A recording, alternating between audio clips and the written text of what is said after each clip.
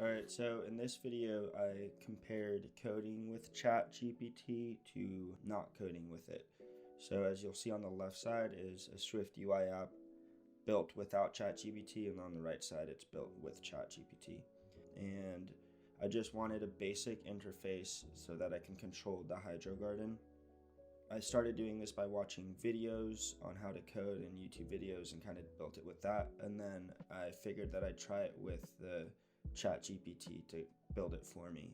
What I found was that with ChatGPT, it's easier to get a little bit more creative and to kind of tell it to code it to do stuff that you otherwise wouldn't have thought about without using it. For example, in the code that I did on my own for the color picker, I just used the Swift UI color picker, and it was, you pressed it and then you had a bunch of color options. And then with the ChatGPT, I told it to turn it into a slider, which it figured out how to do. And then I told it to turn the slider to the color that the color picker was on, so that the tint of the slider was that color. And then I told that to change the gradient of the background. So as you'll see, there's a nice gradient in the background. And then I started to get into importing 3D models so that you can kind of interact with your garden. And I was not able to figure out how to tell ChatGPT to do that.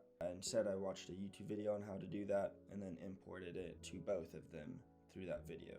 And as you'll see on the ChatGPT side, the 3D model has about a white background, which is pretty annoying, and I haven't figured out how to get rid of that yet. And overall, I have to say that you definitely can't only do it with ChatGPT yet, but it seems like in the future it'll get easier and easier to do it. But that ChatGPT really gives you a good starting point so that you can be more creative and have a better foundation for your app. And then from there, once things get more complicated, it's good to just do it yourself. I look forward to developing this app more, and we'll keep you guys updated. Stay tuned. Peace.